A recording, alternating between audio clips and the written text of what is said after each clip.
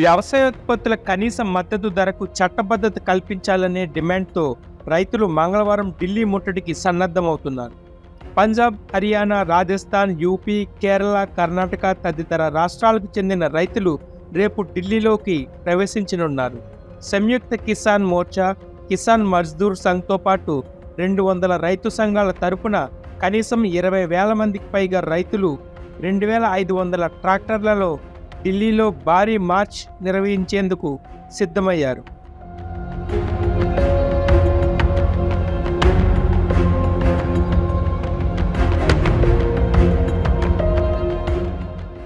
అయితే రైతులు చేపట్టిన ఈ కార్యక్రమాన్ని భగ్నం చేసేందుకు పోలీసులు, భద్రతా బలగాలు భారీ భద్రత ఏర్పాటు చేస్తున్నాయి.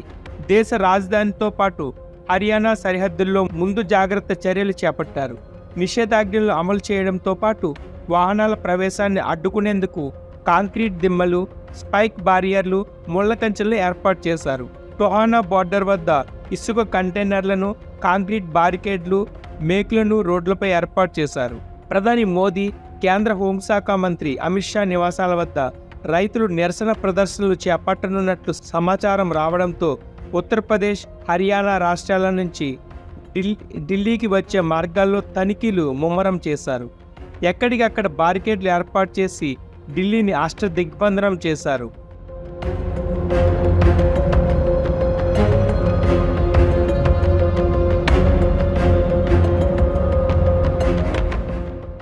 ఎక్కడైనా అవాంఛనీయ సంఘటనలు జరిగితే రైతులను అదుపులోకి తీసుకుని తరలించడం కోసం హర్యానా సర్కార్ 2 పెద్ద స్టేడియాలను తాత్కాలిక జైలుగా మార్చింది.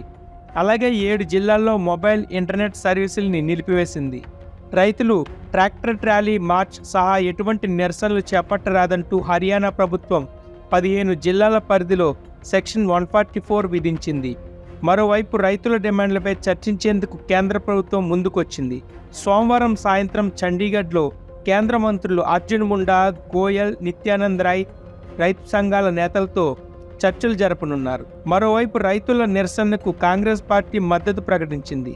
మోదీ సర్కార్ నిరంకుశత్వంతో రైతులను అడ్డుకోవాలని చూస్తోందని కాంగ్రెస్ అగ్రనేత రాహుల్ గాంధీ మండిపడ్డారు.